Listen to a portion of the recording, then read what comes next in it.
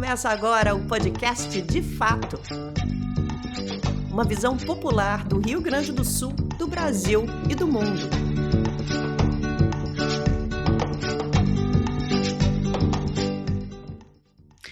Olá, estamos entrando no ar com o podcast De Fato, uma produção do Brasil de Fato do Rio Grande do Sul em parceria com os sindicatos bancários de Porto Alegre e região.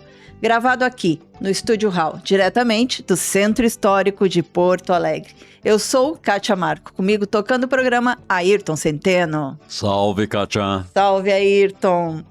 Hoje o programa tá na tua praia, hein? Grandes revelações estão por... Grandes revelações. Entre 1964 e 1974, mais de 4 mil brasileiros e brasileiras buscaram refúgio no Chile. Fugiam da prisão, da tortura ou até da morte sob a ditadura militar no Brasil. O exílio no Chile foi o maior da história brasileira e cresceu, sobretudo, após a vitória da Unidade Popular nas eleições e a posse do presidente Salvador Allende em 1970. Apesar disso, a bibliografia sobre o período ainda se ressentia de uma imersão na agitada vida desse contingente de exilados que acabaria tomando muitos rumos após o golpe militar, apoiado pelos Estados Unidos e chefiado pelo general Augusto Pinochet em 1973. Agora, porém, um livro-reportagem quer fechar essa lacuna. O jornalista que o escreveu entrevistou 73 ex-exilados. Pesquisou depoimentos dados à Comissão Nacional da Verdade, leu dezenas de livros e consultou documentações no Brasil e no Chile. Na rampa de lançamento, o livro leva o nome de O Exílio Brasileiro no Chile de Allende. Tem o subtítulo A Intensa Fatia de Nossas Vidas. E seu autor está aqui para conversar conosco. Muito bem-vindo, Paulo de Tarso Ricordi. Buena. Prazer. Prazer imenso. Além de jornalista, escritor, foi meu professor e meu paraninfo, Centeno. Que responsabilidade. Hoje Que responsabilidade. estamos aqui. Eu não esqueço até hoje, Paulo de Tarso, de uma prova que eu fiz, acho que era cadeira de televisão, em que ele me entregou a prova e disse, com um 10, né? Pode dizer para tua mãe que tu é uma jornalista. Não, me senti, né? Realmente é o Caramuru. Ela é o Caramuru.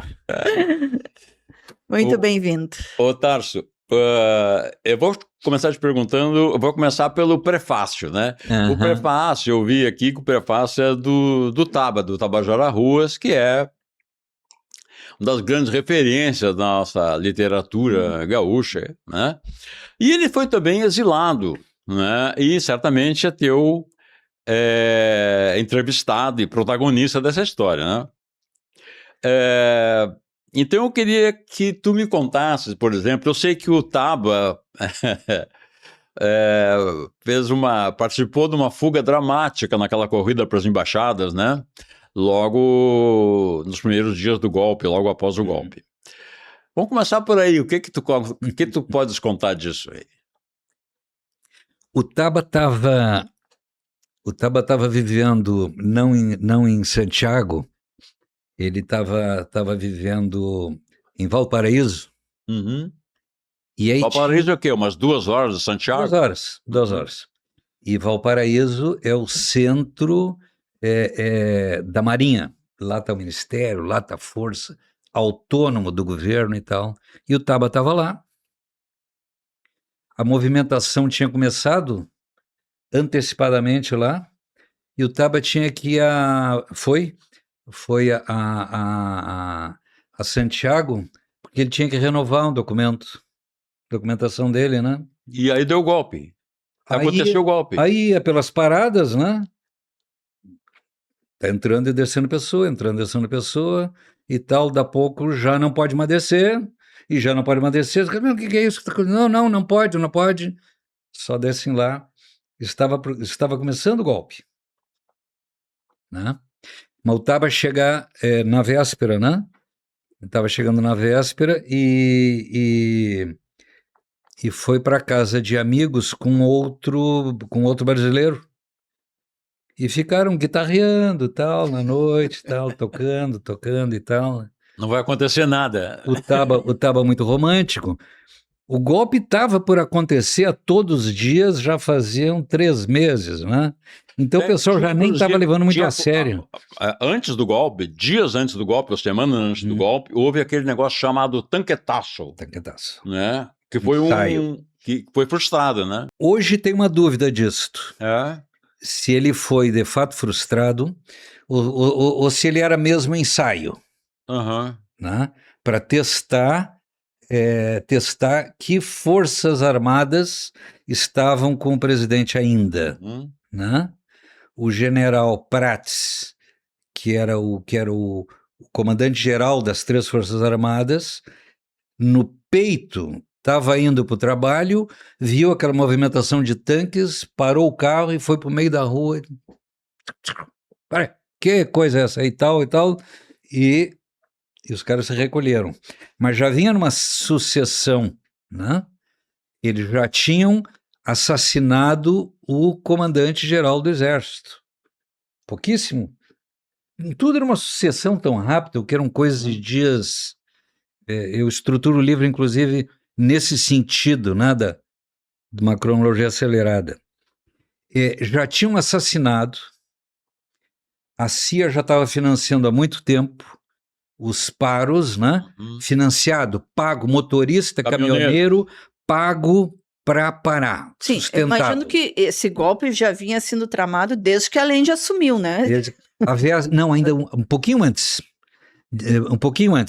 Dias, semanas antes e tal, o Nixon disse, não podem deixar, apertem mais e tal. Depois que o Allende vence, nova reunião lá, e disse, então tá, agora façam a economia gemer. O que está acontecendo sobre Cuba agora exatamente um cerco de Idade Média. Façam a economia gemer, não deixem entrar nada, não deixam vender nada e não deixem entrar nada. E os caminhoneiros pagos para parar. Desabastecimento. Quando eu estava em plena escrita, quando o Bolsonaro tentou isso, né? Me deu um frio, me deu um grande medo. Isso logo depois das eleições do segundo turno de 2022. Do segundo turno. Me deu um medo grande, né? Porque eu disse, puta, se a CIA já... É um modelo conhecidíssimo. Aliás, todos os golpes foram modelos conhecidíssimos, repetidos e tal. Continuam sendo, né? Continuam sendo, né? Uma eventual novidade é a técnica que os americanos estão usando em relação a Cuba, que é o bloqueio bancário.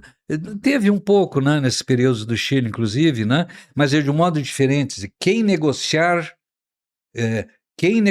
com Cuba, mesmo que tu seja o terceiro na seção, tu vendia parafuso para essa empresa que a parafusava essas caixas, que dentro da caixa tinha tal equipamento que é então vendido. Tu tá fora. Isso sim que é uma novidade, é um modelo, né? E a campanha midiática. Mas a causa é a mesma. A campanha midiática é a mesmíssima, é a mesma pauta, é quase que o mesmo título, né, é rigorosamente o mesmo. Então, o cerco a Cuba é absolutamente extraordinário por isto. Ele foi a primeira vez que se viu isto nesta dimensão com este desenho. Muito antes, um pouco antes ainda da posse do Allende, por isso é que o cerco começa antes, né? O dono da maior cadeia jornalística, não só do Chile, mas tirando o Brasil, os diários associados, a maior cadeia jornalística da América Latina já tinha se mudado para Washington. Claro que eu esqueci o nome. Do Grupo Mercúrio, né? Ele editava, ele dirigia, determinava de lá, e já em articulação direta com os presidentes norte-americanos e principalmente com o grande bandido da época, Henry Kissinger, né? Louvado. Eu adorava Kissinger. Prêmio Nobel da Paz. Prêmio Nobel da Paz. O cara é o Prêmio Nobel da Paz. Eu achava o cara do Esse Prêmio Nobel da Paz, ele só dá desgosto, né? Há muito tempo. Há muito tempo, né? Ô, Tarso, mas vamos voltar pro Vamos Taba. voltar pro Ele Taba. tá, nesse momento, pré-golpe, ele tá tocando guitarra, é isso? Aí estavam tocando guitarra e tal, né? Acordam de manhã. Já estava o Elvanger junto? Não. O Raul foi dos primeiros, o Raul foi bem antes. Que data foi? Ele foi bem antes e foi para a universidade. Também ele foi lá para o interior. O Raul Elvanger morava no mesmo apartamento, no mesmo aparelho com o Carlos Araújo, né? Eram da mesma célula dirigente. Aqui no Brasil. Aqui no Brasil, né? Isso. Em São Paulo. Da VAR. A mesma célula dirigente Palmares. da VAR, com a Dilma, né? Cada um numa... O Raul era o dirigente estudantil da VAR, e ele morava no mesmo apartamento. O Araújo é preso, tenta enrolar e não dá, e se atira na frente de um ônibus, né? Isso. Para dar tempo do Raul perceber que o cara não voltou para casa, né? Os pontos de segurança, e aí ele começa a correr, como era combinado, começa a correr, e só para de correr lá em Concepción, lá no Chile. Já lá. Tá bom, mas volta ao Taba. Volta pro Taba. Volta pra Os guitarra. caras acordam daquela guitarreada de manhã, e aí alguém, já meio tardiamente, liga o rádio, e aí então já estão transmitindo, né? Já há bastante tempo, já estão transmitindo. O Allende já havia feito as três falas, né? Foram três, não foi... Se conhece a última, né? Mas foram 3 falas, ele anunciando que está sendo dado um golpe e tal. E aí os caras botam o pé na rua, espalha imediatamente, porque de imediato começou a ordem. Denunciem os estrangeiros que vieram para matar as nossas famílias. E principalmente brasileiros e cubanos, né? Porque o pessoal do sequestro... do sequestro do americano e do alemão, os que estavam na Argélia, quando chegaram os 70, os 40 da Argélia, vamos para lá também, né? Vamos reunir lá. Então, e os jornais trabalhavam muito isso, os terroristas brasileiros que vieram e tal. É interessante, Tarso, lembrar que a gente estava conversando um pouco antes de começar a gravar aqui do exílio de Montevidéu, que foi o primeiro grande exílio, né? Onde tinham notáveis, assim, estava lá o Jango, estava o Brizola, estava o Darcy Ribeiro. Agora, o exílio do Chile, ou de Santiago, enfim, também tinha seus notáveis, né? Fernando Henrique Cardoso, José Serra, Paulo Freire, Almino Afonso, né? Depois vem o resto dos nomes, o Betinho, mas Betinho, enfim, isso. o Hernani Fiore, daqui. Sim. Então, já logo depois de 64, já foi um bando para lá, porque o Thiago de Mello era do corpo diplomático brasileiro, né? Foi demitido imediatamente, né? Expurgado imediatamente, mas ele era uma referência, os amigos iam para lá, ele levava antes o pessoal para lá e tal, né?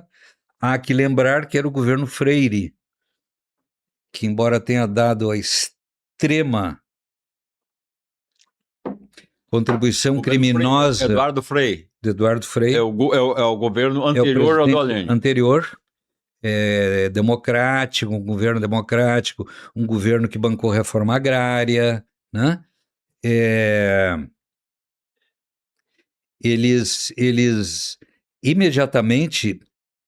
Então, era este governo democrático e que o Thiago de Mello já levava amigos em férias e tal. Thiago e que, de Mello, como sempre, poeta. o grande poeta, né? Parceiro de Raoul Wanger. Essa é uma loucura, a vida do Raul. Que é um dos exilados e faz parte dessa história, portanto... Ferreira Goulart é parceiro dele. Ferreira Goulart, né? Então, teve esse grande exílio desses grandes notáveis, né? Uma turma enorme das universidades federais foram direto para lá. O pessoal que não tinha ligação muito umbilical com Jango e com Brizola foram para lá. Um campo democrático e tal, né? O Brizola foi para lá já decidido a imediatamente organizar a reação, né? Recebeu dinheiro de Cuba para isto, objetivamente. Só para a gente situar, lá tu está falando é Uruguai. Uruguai, né? Uruguai. É o primeiro grande exílio e tem o segundo grande exílio. Não, eles são simultâneos. Sim. A turma de 64 é simultânea. Isso, Os mas que a vão segunda Montevidéu, onda, a grande onda com a vitória do Allende passa a ser o Chile, né? Depois o Chile. Não, mas não foi bem simultâneo. Foi bem simultâneo. O Almino Afonso sai já nos primeiros dias, já vai direto para Santiago. Paulo Freire foi logo atrás, correndo e tal. Vamos voltar para... E aí o Taba... Vamos voltar para a guitarra do Taba. Aí o Taba... Já vi que esse programa hoje vai render. Vamos ter umas 2 horas de programa. Nós não saímos do Taba ainda. Nós vamos ganhar com o Taba. Aí o Taba e o guitarreiro gaúcho se viram na rua com os helicópteros sobrevoando a cidade, jogando panfleto, mandando denunciar os estrangeiros, caçar os brasileiros e os cubanos, em particular. E eu não me lembro se o Taba foi um dos... Se não me engano, o Taba também aconteceu dos caras dormirem no buraco da construção do metrô. Nesse período estava construindo o metrô de lá. Então, vários, nas madrugadas, se esconderam lá, um pelo frio de setembro e o outro, claro, né, pelas batidas. Os caras andavam na rua, né? Os jipões andavam na rua, liberados...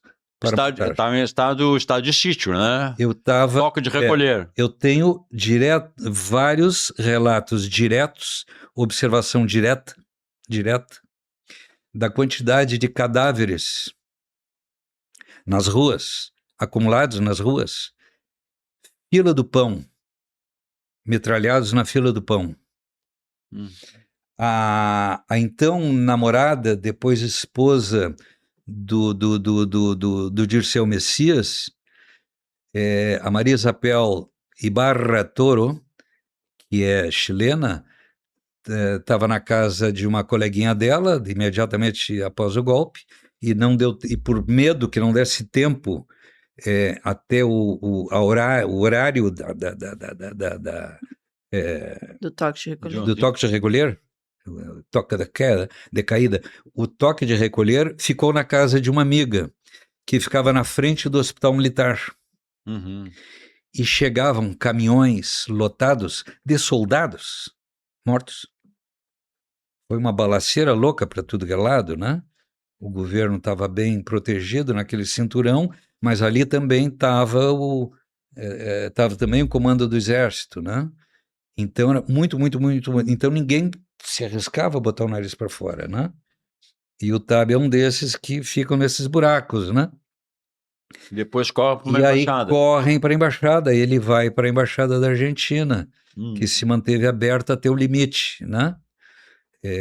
Histórias trágicas. Na Argentina ainda era uma democracia liberal. Finalzinho. Isso. Era o finalzinho, uma situação muito dúbia. Perón já estava caído para a direita, né? Já estava caído para a direita, mas ainda não tinham trocado o embaixador. Então tinha um corpo o embaixador e um corpo consular peronista de esquerda, né?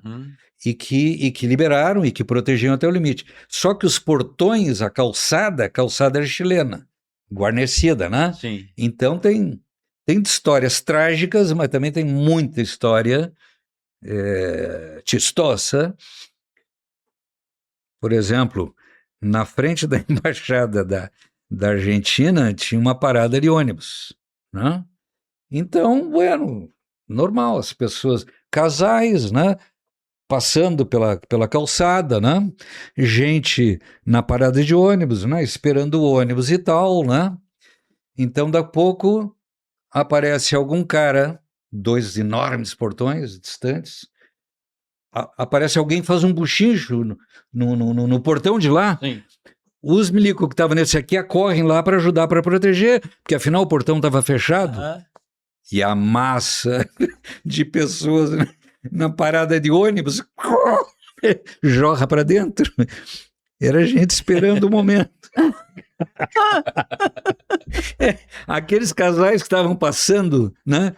Tem um casal que passa um cara lendo jornal, né?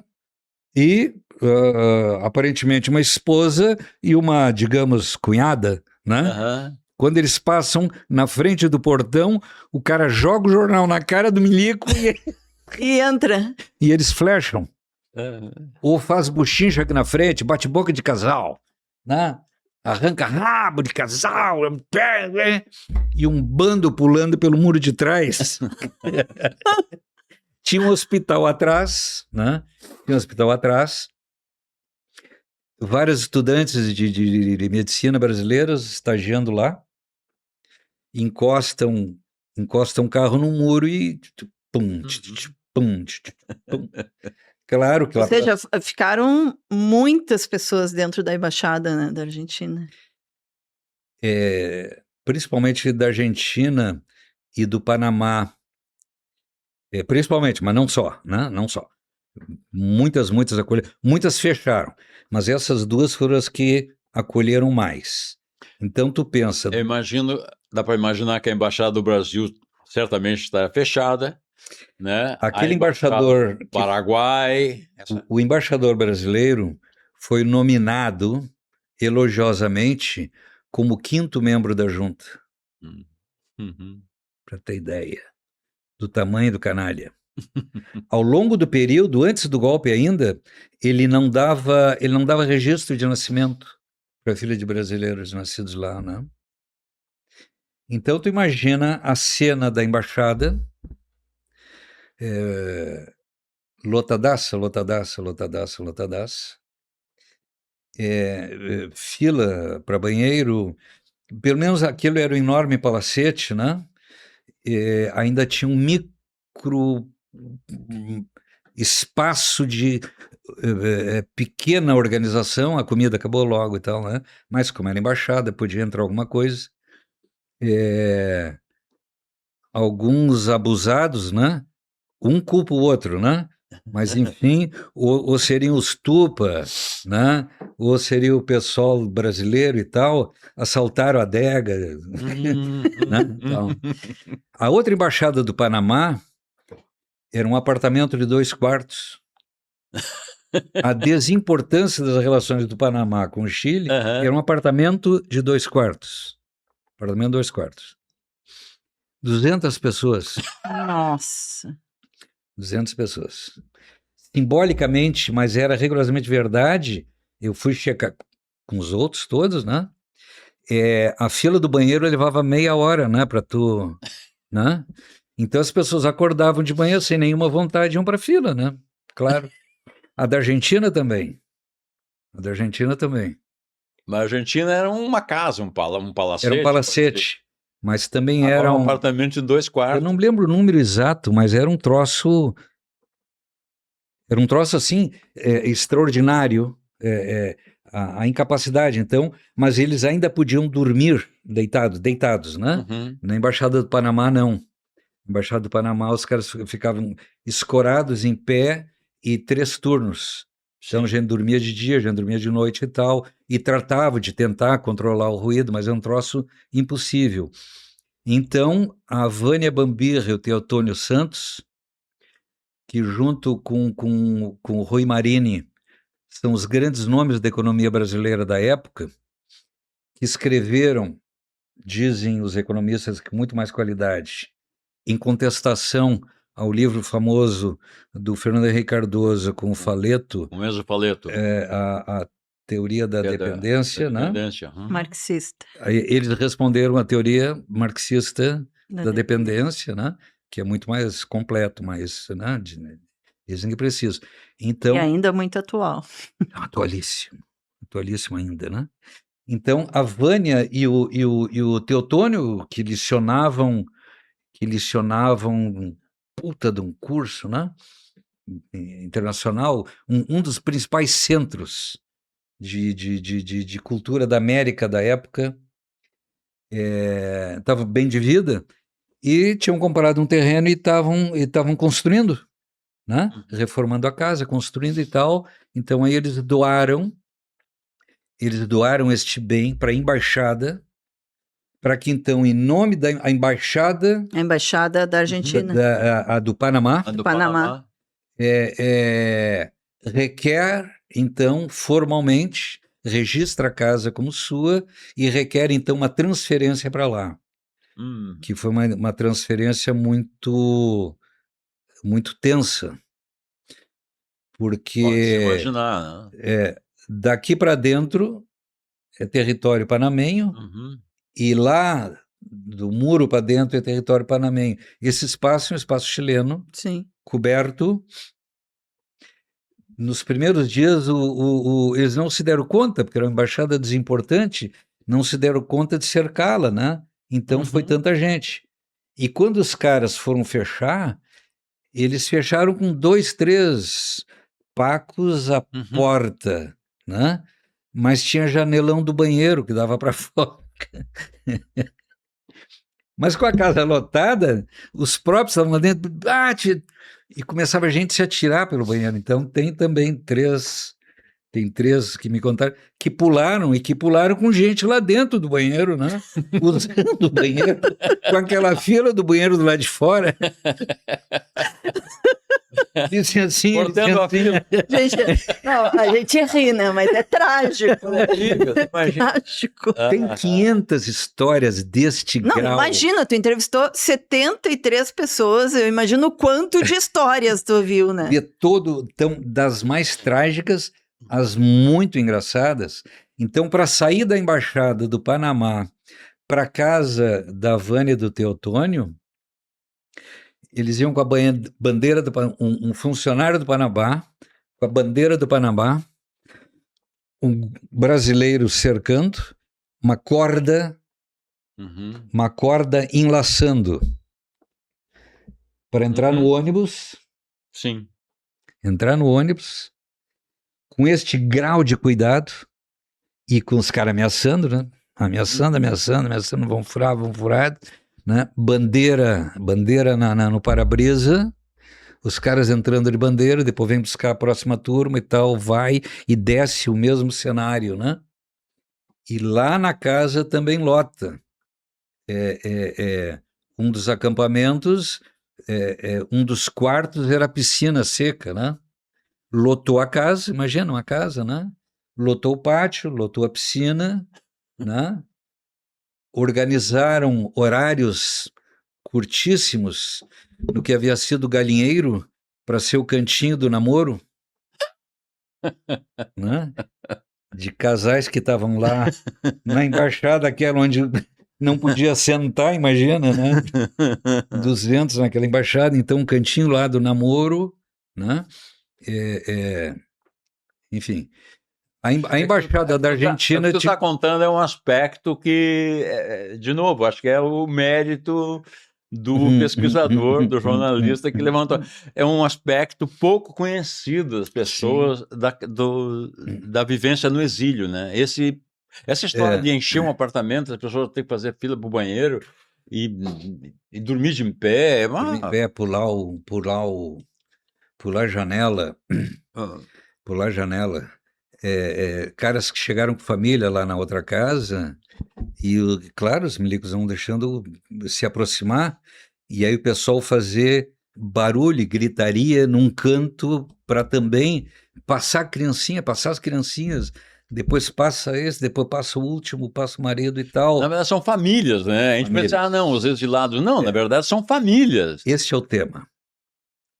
Tem dois temas, depois do ponto de vista histórico, né? Os períodos do exílio brasileiro, né? As levas e tal. Tem dois públicos, né? Os que saíram a partir de 64 saíram com família, né? Saíram com ainda passaporte, né? As famílias se estabeleceram, lecionaram bem pagos, grande parte, lecionando nas universidades e tal, né? Imagina, Paulo Freire e seu grande amigo, ficaram mega amigos, vou abrir esse parênteses que é de uma beleza. O Hernani Fiore, professor da URGS, filosofia da URGS, eram muito amigos e mantiveram, com vários outros casais, mantiveram, todo sábado a gente vai almoçar junto aqui em casa, na minha casa, na tua casa, minha casa, na tua casa. Num desses sábados, o Paulo Freire diz para o Hernani, olha, eu escrevi um negócio que eu acho que tem sentido, mas tem ainda alguma dúvida de algumas coisas e tal. Tu podia ler para mim e me fazer uma crítica? Depois no próximo, quando tu terminar e tal, num desse almoço aí tu me diz o que tu tá achando. Na semana seguinte, o Hernani leva por escrito o que virou prefácio, que está aí. Eu tenho a primeira edição. E aí o Paulo Freire diz, escreveu isto, deu uma palestra, depois ele escreveu, e certamente naquele momento ele disse, o teu prefácio é mais importante que o livro. E qual era o livro? A Pedagogia do Oprimido. Simplesmente A Pedagogia do Oprimido. O livro mais fundante da educação, o prefácio considerado pelo Paulo, elogiosamente, mais importante e tal. O cara foi expulso da URGS de uma comissão mequetrefe de colegas, professores, filósofos. A piazada, né, quem defende ditadura. É isso que acontece, né? Esses cérebros todos, né? Os economistas, um troço bárbaro. Então, foram essas famílias. O Rabelo, que me foge o primeiro nome, o Rabelo, jornalista. José. Zé Rabelo. Zé Paulo, né? José Paulo. Zé Paulo Rabelo, jornalista, mineiro, carioca, mineiro, que desceram por Rio e tal. Importância, jornais satíricos, né? Um jornal dele foi empastelado em Minas, né? Um jornal debochadíssimo, né? O Milico vai lá, afronta ele empurra o Milico cai, se machuca, e aí leva embora, porque aí vem vindo eles. Os caras disseram que vão voltar. Aí vem eles. Aí ele vai para Santiago, abre uma livraria de ciências sociais e que vira um troço, uma explosão. Ele abriu para o seu ganha-pão, não ia conseguir fazer jornalismo em espanhol e tal, abre uma livraria, né? Ponto de encontro de intelectuais e tal, e vira O Ponto, que quando deu o golpe, eles estavam abrindo a 5ª filial, que não dava conta. Né? E de lá produziu-se muita teoria, né? Não só o Paulo Freire, a turma da economia deitou e rolou, né? Muita grande... Esse é o pessoal de 64, né? Depois tem o pessoal de 70. Sim. Não, 68. Uhum. Aí tem 68. Aí rejuvenesce. Aí saem os estudantes. E aí vem o AI-5, Uhum. né? Tem Então, um recrudescimento. o grande ascenso, o espetacular ascenso de 68, principalmente Rio de Janeiro, secundariamente São Paulo, com toda a importância, né? A turma do Dirceu e tal, mas o Rio de Janeiro, a turma da P, Uhum. pessoal que depois virou MR8, a tal da famosa, maravilhosa AP, Ação Popular, Ação Popular, o movimento revolucionário 8 de outubro. 8 de outubro, que vem de um movimento de dissidência do Partido Comunista, Chamado Dissidência da Guanabara. dissidência primeiro de Niterói e depois da Guanabara, que maciçamente eram estudantes de medicina. Uhum. Estudantes de medicina. Que foram para o Chile e tal, então foi a geração democrática da medicina. Um lapso da história, né? Um lapso da história, né? Então, Nossa, mais uma vez, né? Isso nos mostra, né, o que poderia ser o Brasil hoje se não tivéssemos o golpe militar, né? a cada momento dessas demonstrações, eu ia pensando nisto. As histórias, a partir de 68, a gente sabe, né? A Marcha dos 100 mil. A Marcha dos 100 mil foi o que enlouqueceu o governo. Eles só estavam... o discurso do Marcito foi do deputado federal Márcio Moreira Alves. O discurso do Marcito foi o que eles... Estava decidido. Estava esperando qualquer gancho, qualquer pretexto e tal, né? A Marcha dos 100 mil no Rio de Janeiro, chamada pelo movimento estudantil, simbolizado no Vladimir Palmeira, né?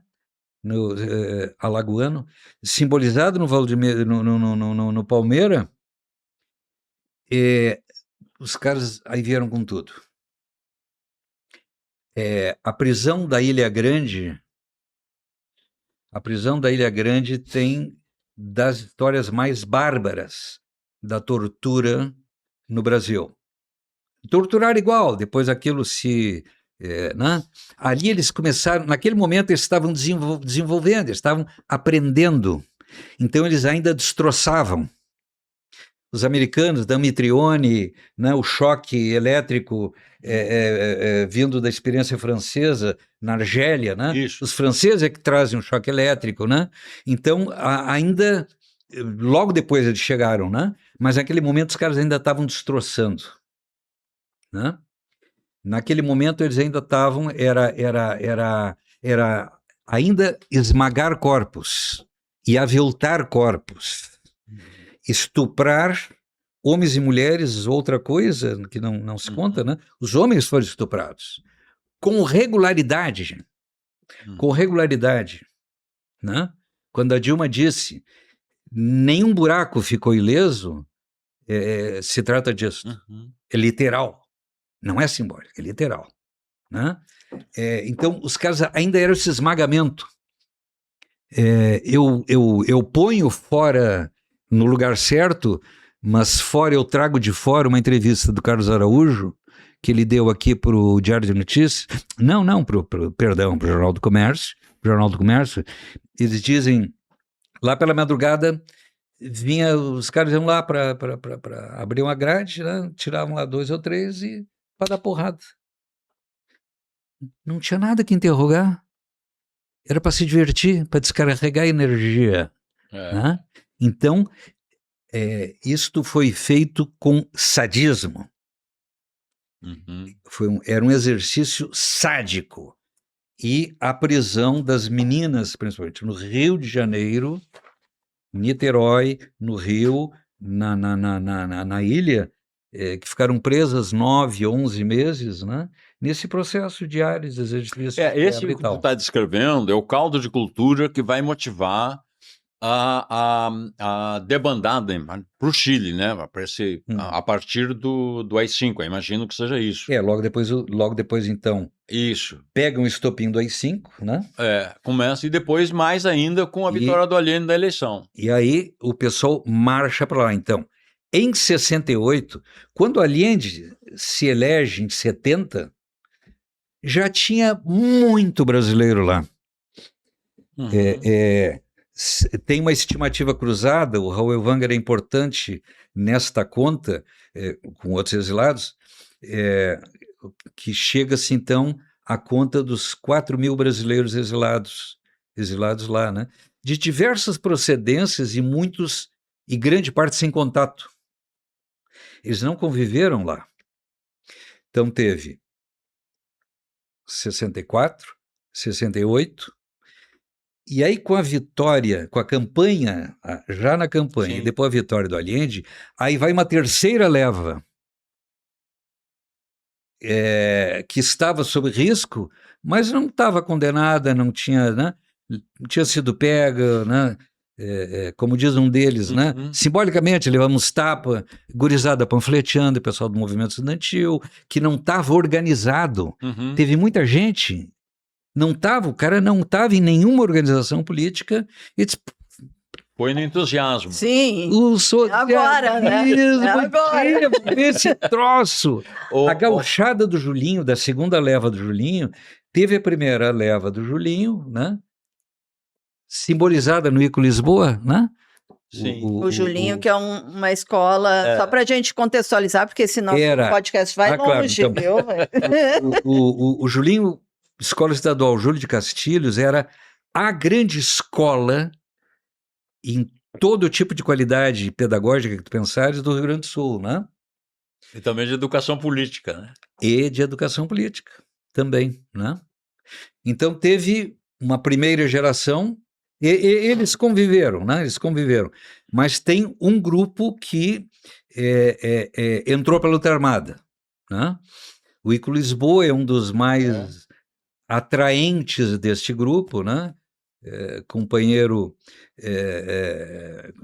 da Suzana Lisboa, irmão do Ney Lisboa, né? Então saiu aquele grupo, um grupo para a luta armada ali. Teve outro grupo que não chegou a tanto, e que aí sai 70 vai muita gente da Europa, vão muitos alemães, muitos franceses, italianos, norte-americanos, foram ver isto. Foram ver o socialismo em andamento. O que está descrevendo também coincide. Tipo assim, depois do AI-5, cai toda a possibilidade de fazer isso que foi feito antes do AI-5 como a passeata dos 100 mil. Tu não pode mais, não tem nada. Já está sufocado. Aí tu tem o golpe dentro do golpe, então tu não pode fazer manifestações de rua. Então aí tu tem uma grande leva desse pessoal todo. Aí tu tem o caso do Congresso da UNE, Biune e tal. Esse pessoal todo vai ir para a luta armada, ou grande parte dele. Mas logo após, a luta armada começa a ser destroçada. Derrotada. E aí tu tem que sair fora do... Ou tu fica aqui com o risco de ser morto, ou tu cai fora. Eu imagino que esse grupo, por exemplo, o Raul era da VAR Palmares. Ele vai... Eu não sei que ano ele vai para lá, mas a VAR está destroçada também, né? Sim, Todos os grupos estão destroçados. Um grupo que é mais saliente, assim, nos anos 70, ainda é aquele grupo do Araguaia, do PCdoB, né? E o finzinho da vanguarda popular revolucionária do Lamarca, né?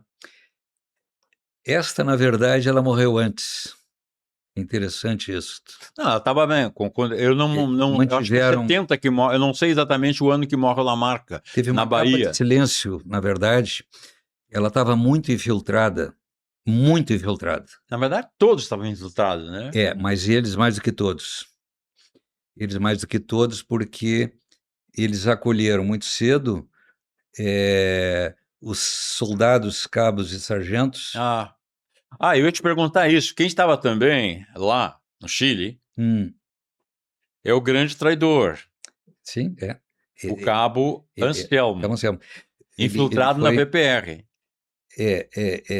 Na VPR do Lamarca. Eles foram... A VPR foi a mais... Deixa eu só dar um passo antes.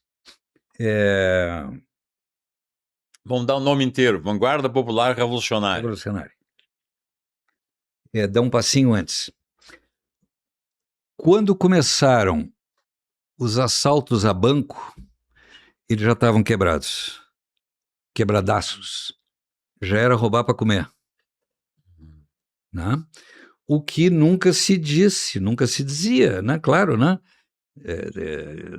Todos nós, inclusive, que não tinha nada a ver com eles, né? Um voto de silêncio sobre isso. Neste momento, já estavam derrotados, já não conseguiam mais conexões, já não tinham de onde tirar, e o pessoal nos aparelhos morrendo de fome, literalmente, muita fome, então tem essas ações.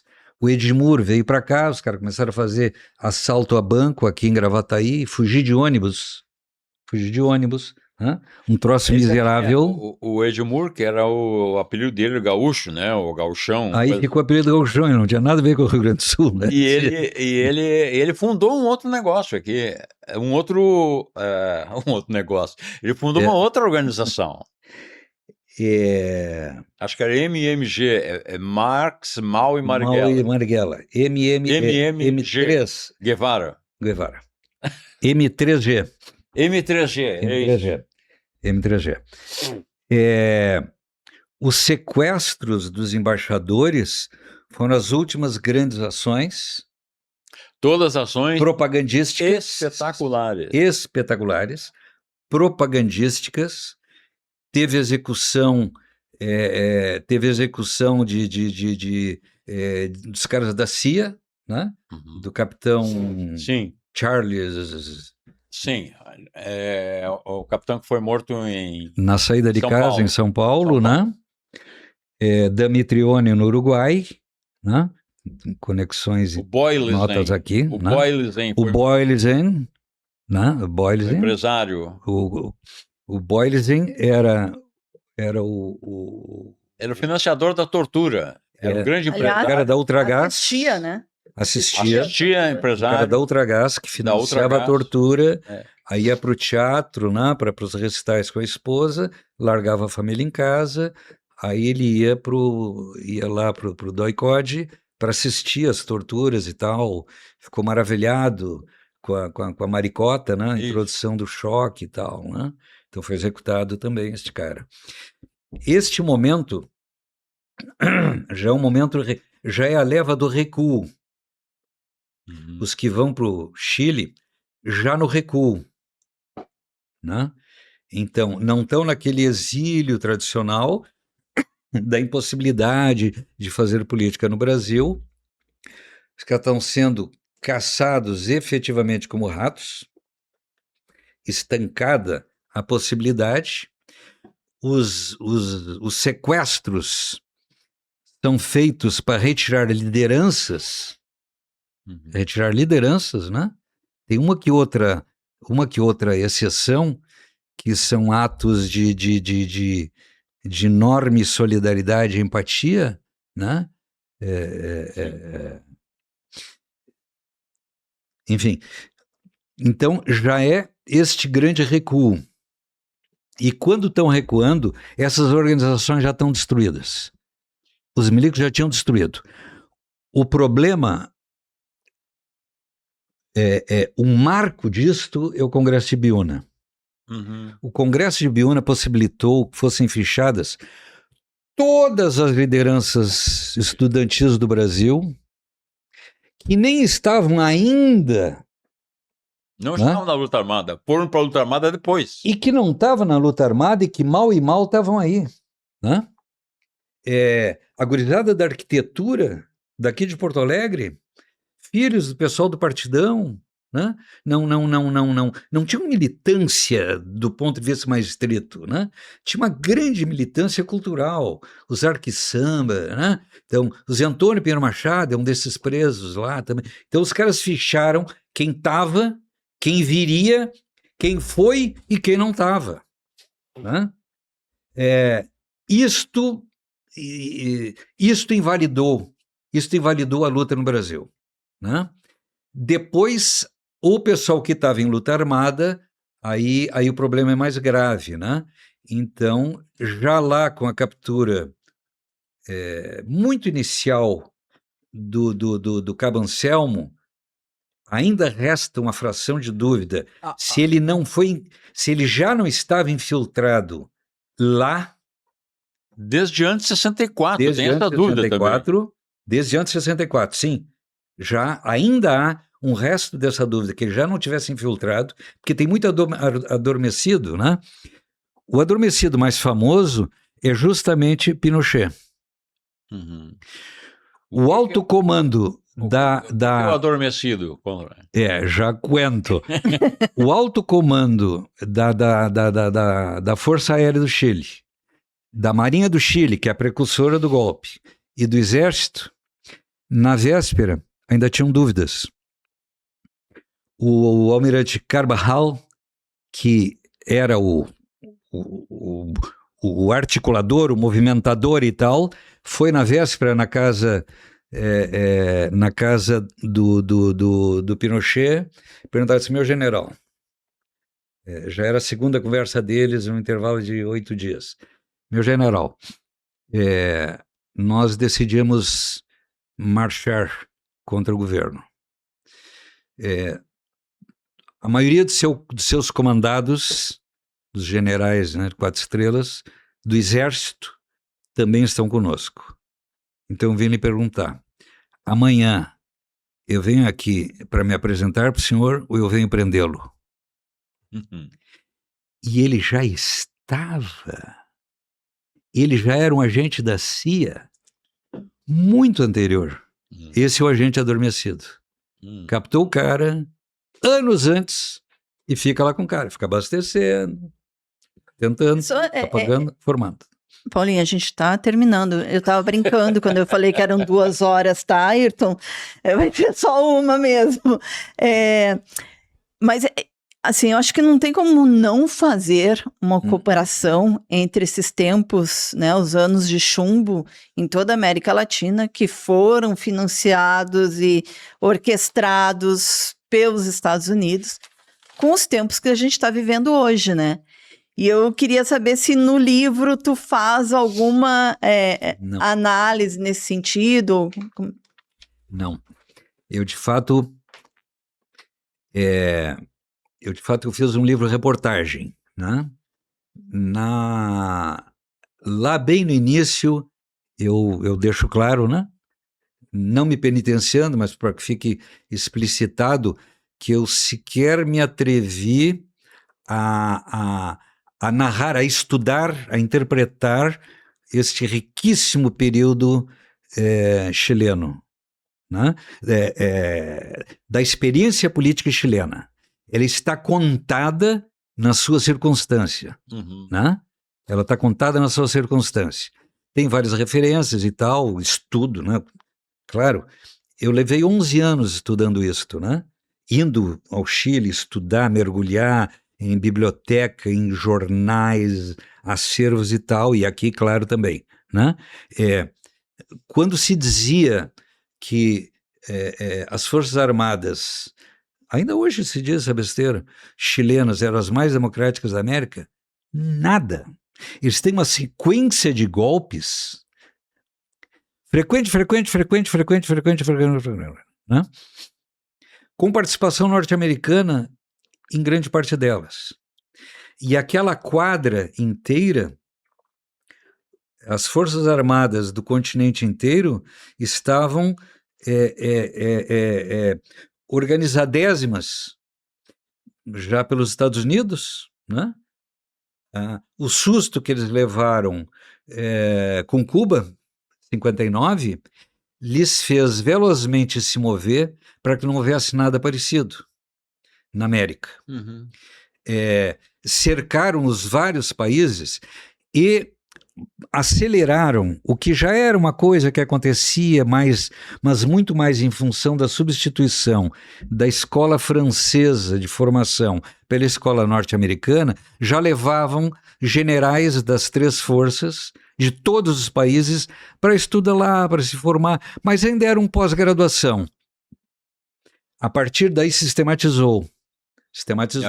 A escola, a famosa escola do Panamá, a escola do Panamá, que foi transferida para Fort Mondale, né? Isso. Lauderdale, né? Lauderdale. Vários, ainda hoje, né? Vários oficiais generais brasileiros, inclusive, lecionam lá assim como dos outros, então os intercâmbios. Então, que paralelo hoje, né? O domínio econômico que a gente achava, bom, deu, baixou, né? Então, os caras têm um amplo domínio cultural, têm um amplo domínio econômico, né? Dominam as redes de comércio, não há mais necessidade deste tipo de coisa, né? De presença física. Então, todas as guerras são as guerras do petróleo agora, desde do Vietnã, todas elas são guerras do petróleo, né? E dirigidas, não por acaso, por presidentes texanos, né? A geração texana, os sócios do petróleo e tal. Agora temos essa novidade, que é, de certo modo, esquisita, né? Se tu não está seguindo o trilho da história, né? De destruição física, 100% terra arrasada, isso é inédito, né? Desde a Idade Média, isso é absolutamente inédito, né? Tu varrer um território, cinicamente mostrando como será a reconstrução por quem destruiu, né? Os negócios imobiliários colocados ali. Está falando de Gaza. Gaza. Em particular, né? Gaza em particular. Tu acha que agora é muito mais aberto, tem uma disfarçatez. Este que é o troço estranho, né? O aparentemente estranho, a mudança é esta, a perda da vergonha, né? O cinismo declarado e o poder do Netanyahu sobre a Casa Branca para fechar as suas vitórias, eliminar completamente as lideranças e a possibilidade de reação palestina, né? E aí acontece a conexão com o nosso com a nossa década de 50, 60, 40, papapá, né?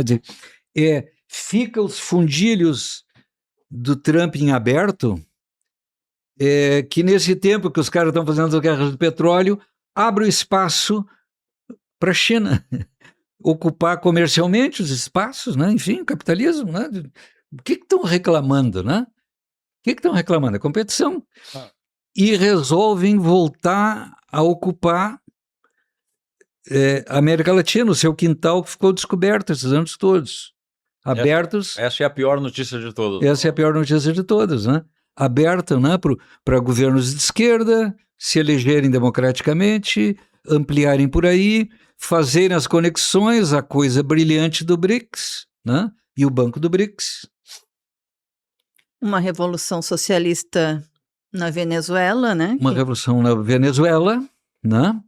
E bueno, então, de novo, os sinais da barbárie, né? Os sinais da barbárie. Para mim, o preocupante é isto. Quer dizer, aquele olhar... Que o modelo de 60... Aquele olhar... Sabe? Aquele olhar dos anos 60, 70, dos Estados Unidos voltando para a América Latina, né? Ele recupera sua intensidade agora, depois que eles tiveram com o olhar durante muito tempo voltado para o Oriente Médio. Aliás, continuam lá, mas agora com o governo Trump, mais ainda aqui. Provocado o susto da China. O susto do processo chinês é que, de fato, é o acontecimento.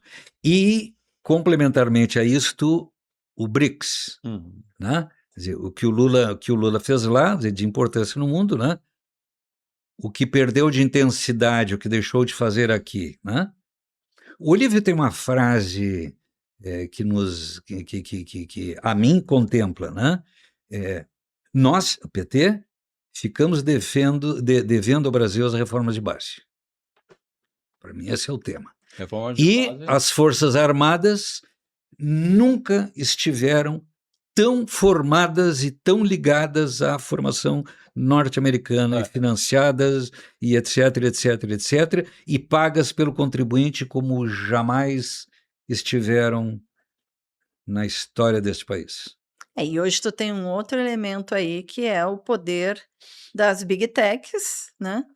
na mão da extrema-direita, né? E que, de certa forma, alimenta as mentes, né? Que hoje é o grande campo de batalha, as mentes humanas, a favor dessa política imperial, né? E o assombro é que não sionista. precisava nenhuma liberdade, né? Não precisava nenhuma violência. O grau de controle não exige nenhuma violência material mais, né? É. E assim, ainda assim, é que os caras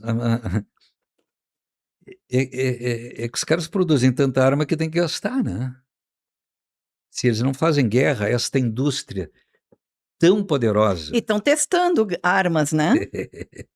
e estão testando armas. Testando armas novas. Não há, eles têm que eliminar esse estoque periodicamente. Periodicamente tem que ter. Os conflitos da África não dão conta mais disto, né? Então tem Sim. que ser um troço poderoso, né? Um troço para gastar um pouco, né? Um pouquinho. E a grande indústria deles, junto com a indústria É. do entretenimento e a indústria da internet, né? A indústria armamentista, o tamanho da indústria armamentista, ela não permite liberdade ao ocupante da Casa Branca. Qualquer ocupante da Casa Branca vai ter o espaço para fazer os seus negócios. Então não é estranho a alegria do Bolsonaro, do Trump e sua família com a reconstrução de Gaza, né? Reconstrução de Gaza. Em 73, antes de 20 e poucos anos depois do final da Segunda Guerra Mundial, o segundo maior capital do mundo era das empresas norte-americanas na Europa. Tá? Ou Tinha seja, superado o Japão. o capitalismo Depois ele daquele- ganha destruindo e depois reconstruindo, né? Esta é a frase. Esta é a frase. Destruindo para reconstruir, para destruir para reconstruir, para destruir para destruir. Só quem faz isto, faz sabendo que vai ser refeito, são mães. Para o bem e os canalha para alimentar a sua rede. Que não tem nada, não tem nada a ver com manter mão de obra ocupada, né? É um discurso cínico, né? Os chineses estão roubando a mão de obra norte-americana. Eles não precisam de mão de obra. É. Quando sai o livro, como é Não, que agora- tá? Final do mês. Eu já tô louca para ler esse livro, né? 500 páginas, gente. Final do mês. Ele sai no final do mês. A gente deve fazer alguns tours ainda aqui, no Rio Grande do Sul. Depois de agosto, é que o que me importa nesse livro, um livro de 500 páginas vai vender muito pouco, claro, né? Tanto pelo trabalho de ler quanto pelo custo, né? Então, que desde que ele estava com quase 1000 páginas, 980 parece, desde que ele estava com outros 980, ele estava determinado que o que nos interessa é ir discuti-lo, né? A quantidade de centros de pesquisa das universidades, não só sobre ditaduras, né? Mas sobre ditaduras, seu sistema, sua história, as pessoas estão preocupadas com isso. O movimento de verdade, justiça, reparação, tanto nas universidades como fora das universidades, né?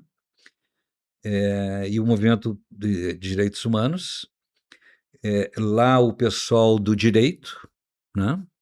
A justiça de reparação gerou entre advogados, né? Movimentos autônomos, cansaram de perder a eleição, só ficar perdendo a eleição na OAB, né? E resolveram criar esses grupos amplos, né? Conexões. O que eu tenho de amigo comum, neste campo, o pessoal do Ceará, do Pernambuco e tal, mas tu é amigo do fulano e tal. São estas conexões aqui, né? Do nosso grupinho intelectual do país, né? Então, vamos fazer, a partir da volta das férias escolares, em agosto, então um turnê que começa por São Paulo, Campinas, Rio, Bahia, Pernambuco, Paraíba, Ceará, né? Para discutir em universidade. E a gente não falou aqui que a edição é da nossa Coragem, né? Coragem, né? Tomás Vieira. Bom nome para uma editora. Bom nome para uma editora. E é uma editora que trabalha Temas- muitos temas Temas latino-americanos, latino-americanos. autores, faz tradução de autores, né? Da América. Sua decisão é essa, né? Uhum. E, Bueno, não disse a última palavra. O Raul Elvanger é chave nessa história, né? O Raul Elvanger, exilado lá, meu querido amigo, meu irmão, né? Grande músico gaúcho. Grande músico gaúcho. É o primeiro cara a fazer conexão da música gaúcha com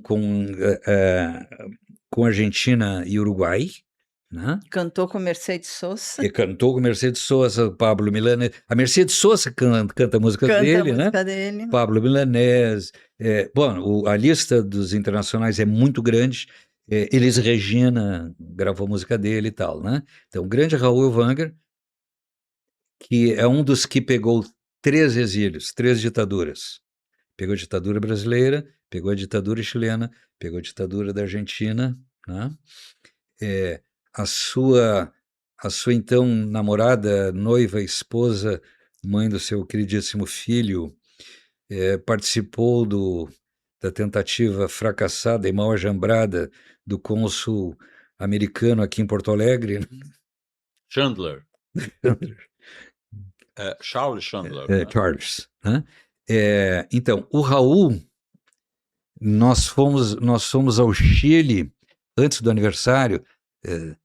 Nós fomos ao Chile e estamos lá na curiosidade, né, nos arquivos de jornais, pesquisando detalhe da história do jogo de futebol na véspera do golpe.